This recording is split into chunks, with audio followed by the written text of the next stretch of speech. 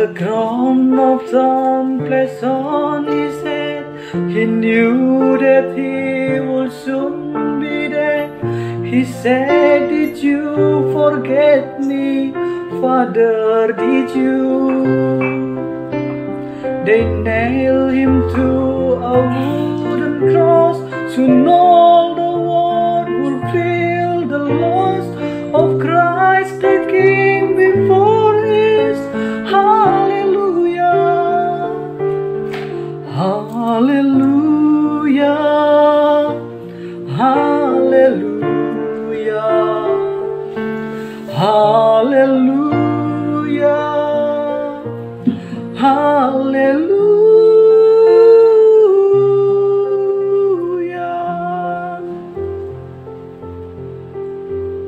He hung his head and prepared to die, then lifted his face up to the sky. Said, "I am coming home now, Father, to you."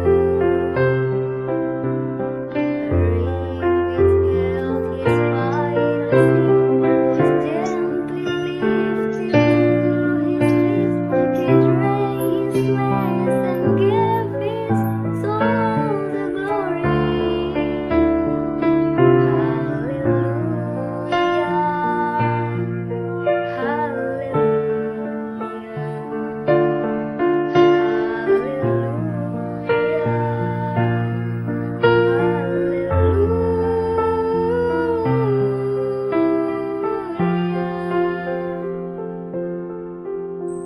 The soldier who had knew his sword to pierce the body of our Lord said, "Truly this was Jesus Christ, the Savior." He looked with fire upon his sword, then came to Jesus Christ and Lord, fell to his knees, crying, "Hallelujah,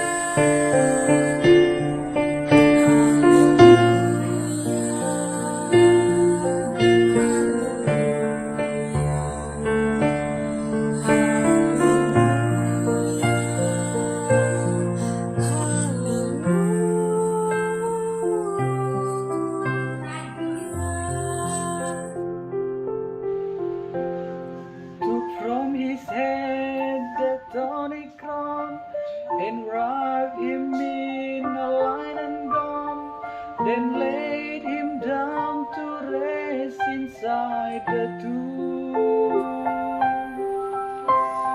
The horse in his hand, his feet inside.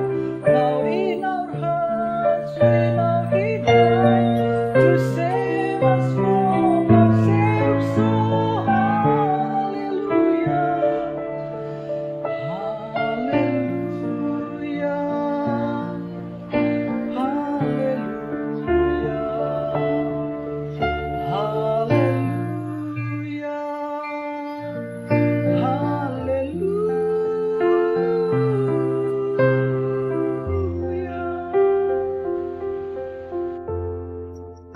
3 days went by, again they came, moved the stone to bless the slain, with oil and spice anointing. Hallelujah. But as they went to move the stone, they saw that they were not alone, for Jesus Christ has risen. Hallelujah, hallelujah, hallelujah, hallelujah, hallelujah.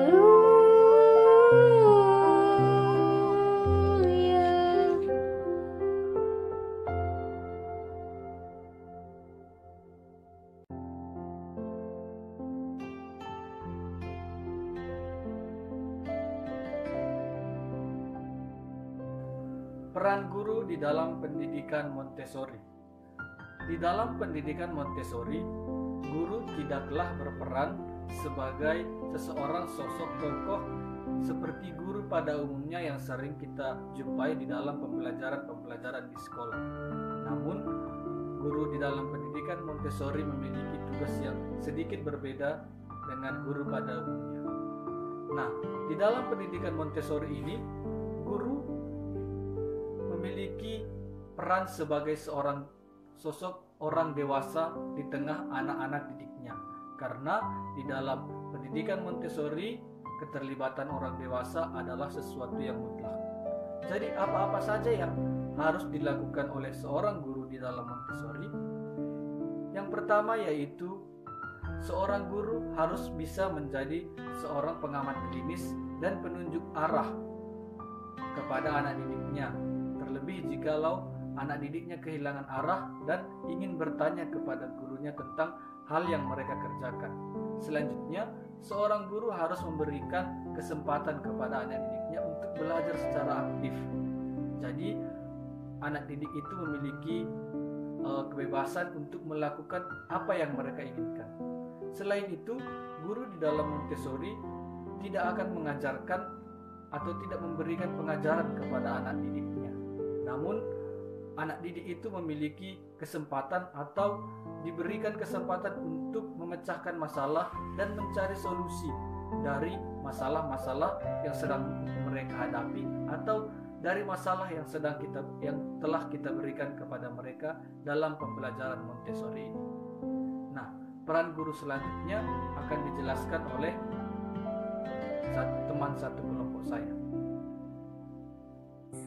Pada usia yang lebih muda, guru lebih aktif menunjukkan penggunaan bahan sesuai dengan apa yang dibutuhkan oleh anak. Nah, selain itu, dalam menata ruangan kelas, guru juga menatanya secara hati-hati, teratur dan menyenangkan. Dan juga bahan yang digunakannya itu mampu bebas untuk mengacu kemampuan siswa secara alami untuk bekerja, baik itu secara sendiri atau individu maupun secara kelompok kecil. Nah, perkembangan anak itu juga berbeda-beda, itu tergantung langkah kaki oleh si anak. Itu tergantung kemampuan masing-masing individu.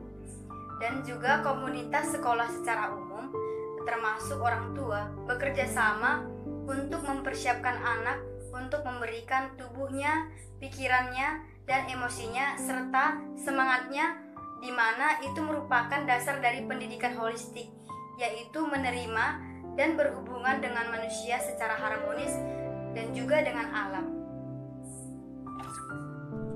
Tugas guru ialah membantu dan mendorong peserta didik untuk mengembangkan kepercayaan diri dan disiplin batin mereka. Oleh karena itu, kita sebagai guru tidak selamanya harus ikut ambil alih dalam setiap kegiatan yang peserta didik lakukan, yang dimana anak-anak harus terlibat total dalam setiap momen kegiatan yang mereka lakukan di kelas, sehingga guru sebagai observer perilaku dan menjadi fasilitator yang mengkondisikan suasana nyaman dan menyenangkan guna kelancaran proses belajar mengajar yang diikuti oleh peserta didik. Di mana kita ketahui bahwa suasana yang nyaman dan menyenangkan sangat berpengaruh terhadap kegiatan proses belajar mengajar, di mana aktivitas yang dilakukan peserta didik hari ini merupakan persiapan yang dibentuk untuk pertumbuhan selanjutnya yang dilakukan tahap demi tahap.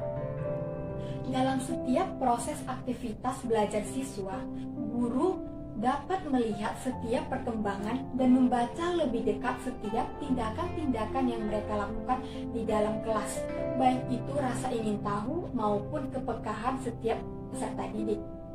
Di mana guru Montessori adalah guru yang dapat menghargai setiap hak diri dari peserta didik, dan mereka tidak menggunakan kekerasan ataupun caci maki sebagai hukuman apabila mendapati peserta didik mereka melakukan kesalahan, melainkan guru Montessori adalah guru yang dapat memberikan teladan kepada peserta didik.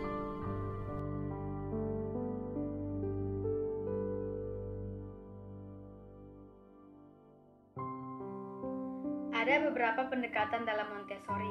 Salah satunya ialah alat peraga, biasa disebut dengan aparatus Montessori. Nah, Maria Montessori sendiri sebagai pencetus Montessori merancang dan membuat alat peraga tersebut sendiri sesuai dengan hasil pengamatannya, di mana fungsinya ialah untuk membuat materi menjadi lebih nyata atau menjadi lebih konkret. Nah, adapun tujuan dibuatnya alat peraga itu ialah untuk membantu anak memahami apa itu perintah, apa itu aturan, serta dapat memberikan anak itu untuk bereksplorasi dan membuat anak menjadi terlatih atau melatih anak untuk belajar sendiri sehingga dapat memperbaiki kesalahannya sendiri. Nah, alat peraga. Kita tadi berbicara tentang alat peraga. Apakah pengertian dari alat peraga tersebut?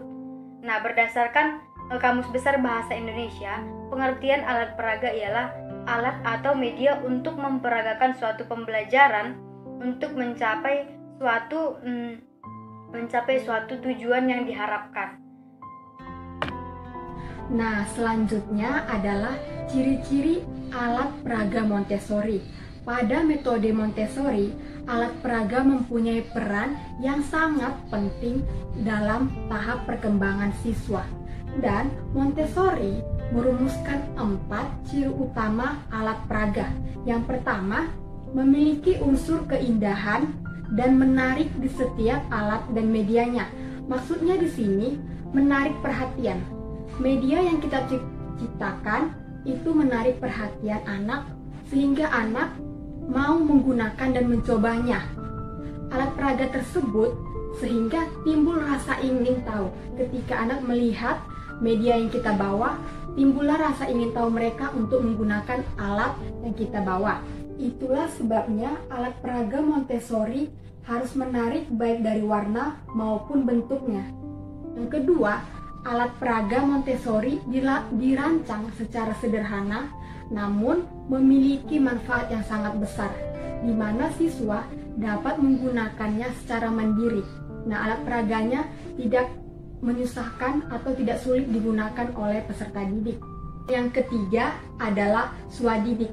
Alat peraga yang diberikan dirancang sesuai dengan perkembangan masing-masing anak, baik itu dilihat dari perkembangan psikologi maupun fisiknya. Dan yang keempat, memiliki gradasi ukuran yang konsisten.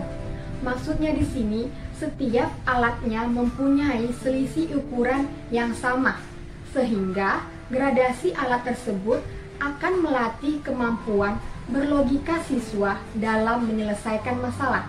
Nah, itulah 4 ciri-ciri alat Montessori yang baik atau yang secara umumnya. Nah, selanjutnya kita akan membahas tentang area di dalam alat peraga Montessori. Di dalam alat peraga Montessori terdapat 4 area. Yang pertama yaitu alat peraga Montessori area keterampilan hidup. Yang kedua, alat peraga Montessori area sensorial. Dan yang ketiga, alat peraga Montessori area bahasa. Dan yang keempat, alat peraga Montessori area matematika. Nah, di bagian alat peraga Montessori area keterampilan hidup, kita dapat mengajarkan peserta didik kita dengan menggunakan alat peraga untuk lebih mengenal keterampilan-keterampilan hidup sehari-hari. Sebagai contoh, anak di dalam menyendok makanan, anak di dalam menuangkan air.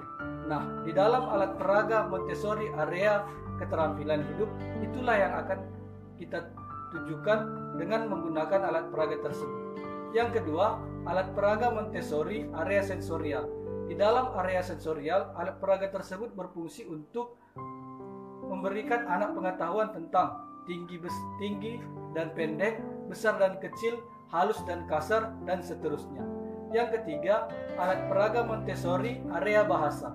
Di dalam alat peraga Montessori area bahasa, kita dapat menggunakan alat peraga untuk mengenalkan anak tentang huruf-huruf di dalam abjad dan juga untuk mengajarkan anak menyusun sebuah kata.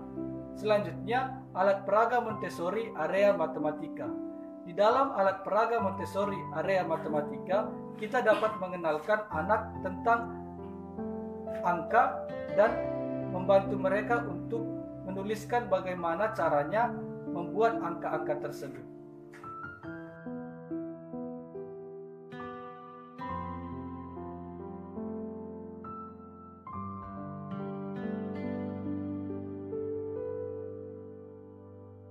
Selanjutnya kami akan menjelaskan apa saja alat dan bahan yang kami gunakan untuk membuat alat peraga kami.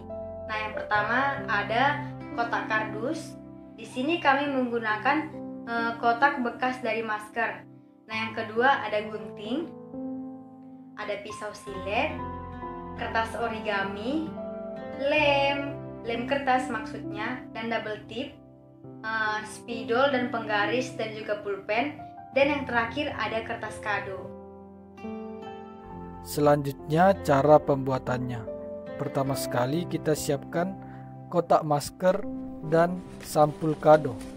Kemudian kotak masker tersebut dibalut dengan sampul kado yang telah disiapkan.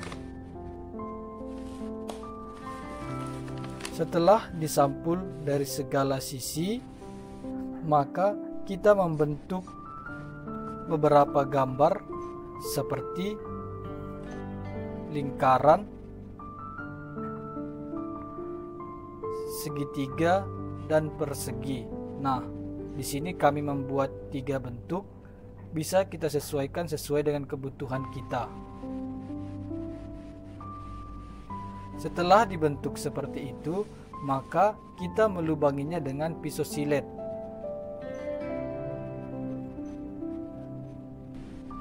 Setelah itu, maka kita membentuk kertas origami sesuai dengan bentuk lubang yang telah kita buat di dalam kertas kado tersebut.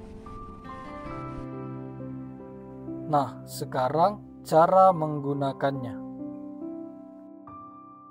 Baiklah teman-teman, di sini saya akan menjelaskan alat peraga Montessori yang telah kami buat. Bagaimana cara penggunaannya. Nah, di sini ada kotak yang dimana ada contoh dari bangun datar. Nah, di sini ada lingkaran, persegi, dan segitiga. Nah, di sini kita mengajak peserta didik atau anak-anak untuk memasukkan persegi atau lingkaran dan segitiga yang ada yang kita pegang untuk memasukkannya sesuai dengan bangun datar yang ada di kotak ini. Contohnya, ini ada beberapa bangun datar seperti lingkaran, segitiga, dan persegi.